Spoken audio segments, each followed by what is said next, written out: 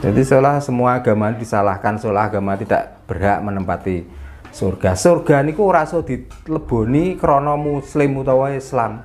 Walaupun ten mriku enten keterangan saking Kanjeng Nabi bahwa miftahul jannah la ilaha illallah. Karena semua agama semua la ilaha illallah. Semua agama la ilaha illallah.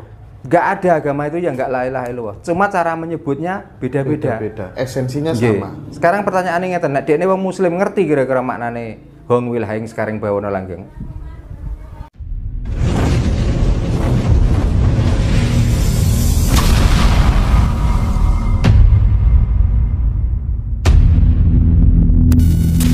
Nggih, kepanggih malih Pak Darno. Jadi kula jan kuwi pikiran mirsani napa enten nggih saged dibilang ulama ngendikan enten ceramah lah. Apakah ada surga bagi mereka yang non muslim tapi perilakunya baik begitu? Seolah-olah itu menjustifikasi bahwa kehidupan baik setelah kematian itu hanya milik agama tertentu gitu. Nah, Pak Darno kan juga secara KTP kan juga muslim juga. Nah, bagaimana kemudian mensikapi pertanyaan itu, Pak? Saat ini nopo piyambak ini wantun kira-kira mangsuli pertanyaan kula. Mergi piyambak ini mengakui mau tidak mau dia juga anak cucu Nabi Adam. Pertanyaannya Nabi Adam ini agama nopo? Berarti nek ngoten Nabi Adam tidak berhak masuk surga. Padahal orang yang pertama di surga adalah Nabi Adam. Terus pengkalih ada 25 rasul yang harus kita yakini sebagai orang muslim. Pertanyaannya dari 25 rasul ini apa agama mereka? Kan ngoten. Lah terus ki mbak anu ngeklaim bahwa surga itu hanya berhak ditempati orang-orang muslim. Berarti nek ngoten dekne niku ndek kaplingan dhewe teng mriku, duwe Gusti Allah dhewe sing Gusti Allah jenenge Allah niku sing duwe agama Islam niku. Kira-kira ngoten.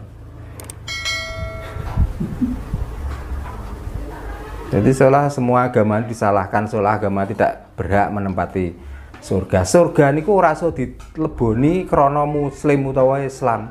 Walaupun ten mriku enten keterangan saking Kanjeng Nabi bahwa miftahul jannah la ilaha illallah. Karena semua agama semua la ilaha illallah. Semua agama la ilaha illallah. Gak ada agama itu yang gak la ilaha illallah. Cuma cara menyebutnya beda-beda. Esensinya sama. Sekarang pertanyaannya ngeten, nek dekne wong muslim ngerti kira-kira maknane hong wilahing sekarang bawana langgeng? Napa kira-kira ngerti? Napa artosipun sami kalau artosipun kan sami. Hong itu adalah Tuhan. Tuhan itu tidak bisa digambarkan. Seperti apa? Wilahing artinya satu.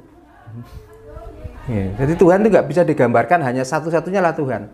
Sekarang bawana langgeng hanya dialah yang menciptakan alam dan manusia yang hidup kekal di saat di dunia. Nah setelah itu kemana? Ya ke Hong lagi. Nah apa dia ini kira-kira saja jabarno tentang niku? Apakah dengan Bismillahirrahmanirrahim ini sudah benar? Wong itu yang dibicarakan tentang nama dan sifat saja. Anu ten, ini aja gampang-gampang ngeklaim. Lah ambekan lek mangke tiyang selain Islam tak mlebu swarga nek swargane liya, dekne niku arepe apa protes tentang napa to? Wong padha-padha ya nang surgane. Lah nek dekne iri ya mbok melok ten swargane wong sing ora ndek agama niku. Ngoten. Mesti kan ngoten. Jadi seolah-olah orang ini kayak urip ten donya ini kayak tidak berguna. Padahal kita itu saling berkaitan, baik orang yang beragama yang tidak beragama. Kita itu ada hubungan karena orang-orang yang dianggap tidak beragama bisa menciptakan mobil. Lah kiai iso nyiptakno apa? Terus jenenge lu ngadon kok milih montor sing apik, gaweane sapa? Pertanyaannya kan ngoten. Jadi nggak usah ini ya Pak, nggak usah mengklaim. Ya fanatik silakan kalau memang itu surganya. Mosok dia kira-kira wedi to nek manggon swarga terus dilorot wong-wong sing ora beragama. Kan mesti ini malah seneng. Nek swarga niku mek khusus kanggo wong muslim, artinya swarga besok ora ongkep yo ora rebutan nggon. Hanya dinikmati orang-orang muslim. Kan mesti ini malah ngoten. Daripada mungkin nek niki muslim kabeh mlebu swarga kabeh. Ongkep wong ten donya wae ongkepe kaya ngene. Ngoten lho. Terus kali malih berbuat baik mawon kok ngeklaim le swarga niku lho jane swargane apa dekne niku ponakane sing duwe swarga kira-kira. Apa dekne ya wis akrab karo Gusti Allah niku. Ngoten. Lah nek akrab lan apa sembayang jelungkir-jelungkir. Nah mbok langsung dirangkul 3 piyuk. Lah luwih enak. Kalau memang surga itu hanya sudah diklaim untuk orang muslim, kenapa kita harus puasa? Kenapa di saat Idul Adha kita harus berkorban? Mestinya kan nggak usah itu semua. Wong kita sudah jaminan di surga. Yang penting sudah la ilaha illallah Muhammad Rasulullah kan surga. Nah kenapa tiap hari harus jelungkir-jelungkir? Kenapa tiap hari harus ihdinas siratal mustaqim?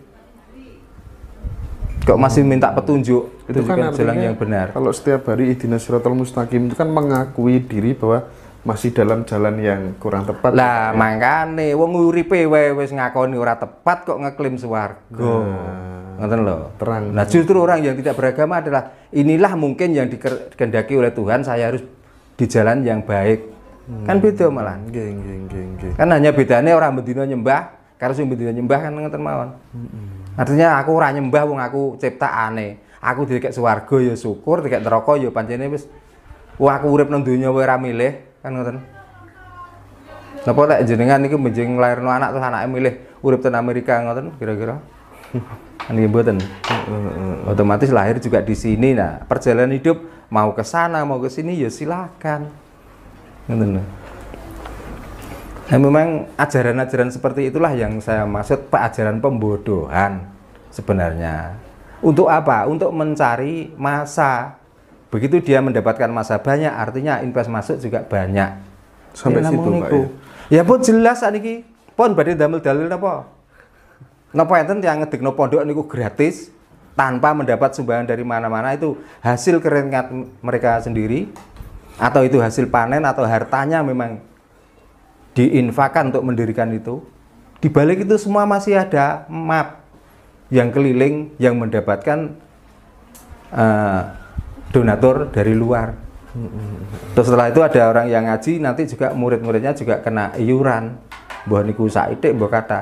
Pun jelas. Dadi gak iso ngeklaim model ngoten niku. Nek penemune tiyang Jawa, Pak. Surga niku pripun maksudnya? Surga niku kantun perilaku. Diwestani Gusti itulah surga. Jadi setiap melakukan niku ora iso ngrasakno ati niku tentrem, ora iso ngrasakno ati niku ayem, berarti sik oleh neraka. Ngoten lah.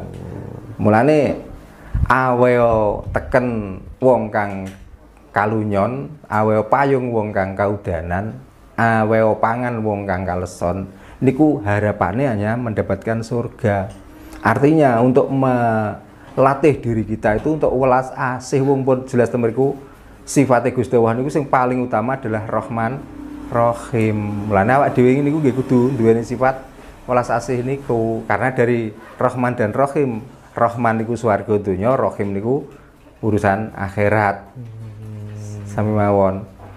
Jadi dikala kita bisa memperbaiki perjalanan hidup atau perilaku hidup di dunia, ya artinya kita itu seolah-olah sudah nyampe perjalanan di surga itu sendiri. Tapi lek teng donya niku kelakuane elek, dipisui wong, maling digebuki, ya kita sama dengan hidup di akhirat nanti akan di neraka. Ya namung niku. Napa sik kurang bukti cerita-cerita masa lalu bahwa surga itu tidak hanya karena sholat yang atau bukan karena orang muslim. Mergi enten cerita rikala semanten niku enten tiang nakal. Tiang nakal itu artinya kan tidak beragama. Kalaupun beragama itu hanya KTP, tidak taat lah. Nah, kan ngoten. Wong nakal iku adol diri. Tapi orang kalau dengan pandangan mata sebelah dikira wong sing adol awak niku ya wong nista. Wong sing ora ndek trapsila dan lain sebagainya. Tapi di sisi lain apakah dia pernah memikirkan tentang ekonominya, tentang kekurangannya hidup di dunia sehingga kerja sana kerja sini tidak bisa menutupi, sehingga satu-satunya jalan untuk menghidupi anaknya, untuk menyekolahkan anaknya, satunya saja jalan hanya itu yang bisa dikerjakan. Nah kalau memang itu calon orang-orang neraka, yo kita itu sebagai orang yang tahu tentang surga, datangilah mereka, dintaslah paling enggak, digekno omah sing layak, ya, ekonomi ini dibangun, kan luwih bagus daripada kita menghujat. Nah, sampai tiang nakal niku gara-gara memberi makan anjing, minum kalih makan anjing. Niku mawon malaikat royoan loh. Napa malih kita sesama muslim, kita sesama manusia terus kita menjelek-jelekan wong karo anjing apike mlebu swarga. Lah nek wong karo wong terus menjelek-jelekan apalagi memponis. Apa mboten neraka wel yang akan didapat mereka. Kok dia sampai melampaui kapasitas Tuhan, kewenangannya. Meskipun saya sendiri kadang bertanya, kok ngerti nek mlebu swarga iku piye ceritane? Nah, niku apakah itu bisa direalitakan? Pendidikan, edukasi. Apakah ini hanya bacaan dari kitab yang diterima selama dia belajar ilmu niku? Napa ngoten? Terus orang yang bicara iki apakah pernah ke surga? Kira-kira. Wong surga neraka niku sik sak kira-kira. Ya, mulane tembungan becik bakal ketitik, nek ala mengko bakal ketara. Sapa sing sidra wahyune bakal sirna. Makane aja kok mergo wis ilmune dhuwur, aja kok mergo kiai, aja kok mergo kasepuhan. Niku pengertosane napa, Pak? Sapa sing cidra wahyune bakal sirna niku nek dijelaskan. Menceritakan sesuatu, Mas. Kalau dia itu masih ada ragu, bahkan dia sendiri bertanya, dimanapun orang itu dan siapapun orangnya, tidak akan ada derajat yang tinggi kecuali dipromosikan. Ngoten lho. Paham maksud kula? Nggih, tanpa niki mengke wonten salese sing tukang masarno, tetep wahyune niku bakal sirna. Tetap dia tidak akan mempunyai nama yang baik. Niki saniki sing dipuja-puja, sing dianggap baik dan lain sebagainya. Ternyata ada masalah yang sangat menjijikkan. Kejadian datang Jawa Timur. Datang Jombang, kalau winane. Terus bunti, apakah ini bukan panutan? Apakah bukan orang yang kalau kita melihat itu seolah-olah niku wis nas swarga? Nah, itulah yang saya maksud. Oknum itu, Pak ya? Ya, oknum ya. Lah tapi oknum kan sami. Sapa sing cidra kan tetep wahyune bakal sirna. Jadi nggak bisa, alam ini nggak bisa dibodohi kok. Soalnya yang menganggap alam ini ciptaan lah. Apakah ciptaan ini bukan makhluk? Maksudnya ngoten. Dikira dipeh bumi ngeten dikira nggak bisa ngomong. Kalau kita cara batin kita ngomongnya bumi kok ya apa? Apakah tsunami, apakah lahar, apakah bencana itu bukan cara bumi berbicara. Iya. Kan ngoten. Nah niki perkara napa nggih? Perkara kebeken omongane wong-wong ngoten niku. Mulanya ben ngerti, ben iso introspeksi diri, maka bumilah begitu caranya untuk mengingatkan kita. Ngoten. Lah Allah ki ambak niku sing maha agung, maha segalanya. Saged-saged mawon yang ora bener dicenet. Orang yang tidak pernah ibadah gak perlu dikei rezeki babar pisan, saged-saged mawon. Tapi mungkin ten ngarsane Gusti Allah niku mboten ngoten niku. Karena saya yang menciptakan dan saya yang sudah menggaris cerita orang itu. Maka ya tetap padha jayanya ya berak urip penang urip teng donya. Saiki nek tiyang iku apik kabeh tanpa ono sing elek. Terus wong apik iki apik dadi apa? Tapi ya kan tetep manfaate wong elek niku manfaati kanggone wong sing apik kan ngoten. Nggih, saniki misale ngeten kula niki nggih. Tiang-tiang agama tapi agamane moderat.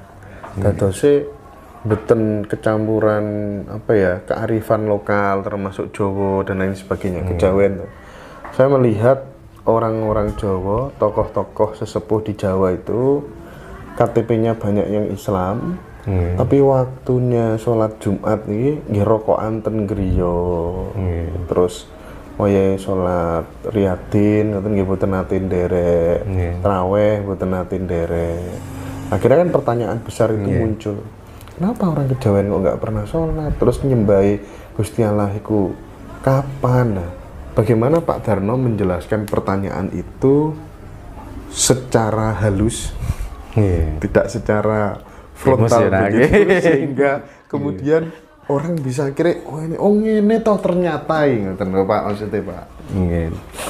Ten mriki lah abdun nggih. Abdun niku tegese kawula. Abdun itu bukan abdi atau ngibadah lah. Kawula niku uripe niku ngibadah sampunan. Lah ngibadah raga niku napa? Nggih nyambut damel kangge mulyakno uripe, nggih mulyakno keluargane niku carane sing wau sing dimaksud lak tiyang Jawa to nggih. Tiyang Jawa di saat malam dia menikmati rokok adalah untuk cara membagusi hati. Di samping walaupun asap masuk ke dalam rongga tenggorokan kita sampai ke paru-paru kita, di situ merasakan nikmat dan lain sebagainya. Niki nek tanpa enten Gusti niku gak iso. Jadi begitulah cara ibadah. Jadi apapun yang dikerjakan adalah itu cara ibadah mereka. Tidak ada pakem harus gerakannya begini. Lah lek niku lak formal. Pertanyaannya kan ngeten, apakah tiap orang yang sholat, yang berjamaah niku begitu takbir Allahu Akbar ya selalu mengingat Allah? Kira-kira? Kadang nggak eling utang nek kula. Nah, malah napa malih traweh. Nggih. Dengan tiwas diakai rakaate nggih, 20 ditambah witir 3 rakaat. Tapi nek waktune ini namung seperempat jam dan bacaannya seperti itu. Napa kira-kira sedikit pun apa yang baca imam ini ya masuk ten hati makmum? Nggih. Kan sing digoleki niku sing penting oleh 20 ditutup witir 3 rakaat. Formalitas. Kan namung ngoten. Seolah-olah ya. Nggih. Nah, ngoten niku pun ngeklaim dirinya adalah ahli taat, ahli ibadah. Tapi sing lungguh teng griya kalih rakaat setengah jam dan lain sebagainya. Niki mungkin pikirannya pun pundi-pundi. Saya masih bisa melihat asap itu dibilang putih gak putih, dibilang biru gak biru. Niki nek tanpa tercampuran zat ingkang murwing zat gak mungkin. Terus besok saya harus bekerja, kalau mendapatkan uang nanti anak saya yang mau beli sepatu bisa terlaksana, istri saya mau belanja bisa terpenuhi kebutuhannya. Apakah ini gak salah satu bukti ibadah? Daripada kita itu melupakan itu semua ya, karena dekat dengan Tuhan artinya rezeki akan diberi. Contohnya kula dudohno. Jadi barang siapa yang merencanakan tentang masa depan itu lebih baik daripada masa sekarang, ya itulah cara ibadah. Beda lek melamuni niku iki sesuk iki barange sapa ya sing njaba tak colonge. Ini pun benten malih. Jadi anu Pak ya, kalau orang Kejawen atau orang Jawa itu ibadahnya menembahnya secara laku gitu ya. Laku. Nggih, jelas toh Mas. Nggih, cara laku dan cara berangan-angan mereka dengan berangan positif, maka apa yang dipikirkan malam ini besok akan terjadi pasti. Ngeten. Mulane nek tiyang dagang koncine niku aja kok sesuk urung ngetokno barang wis atine payu apa ora niku aja. Ya akan terjadi. Ngoten nggih. Nggih, tapi nek saking griya mulai nata barang sesuk mesti entek. Walaupun mengke ora entek niku sik nyiso saithik. Nggih. Pasti niku. Dadi rezeki tidak akan keliru ke orang lain. Niku lho. Iya. Kadang apa yang kita khawatirkan itu malah justru terjadi. Justru terjadi, makanya ojo sampai mengkhawatirkan hal-hal sing kira-kira mensengsarakan hidup kita sendiri. Nah, itulah cara orang Jawa nggih, matur suwun berperilaku atau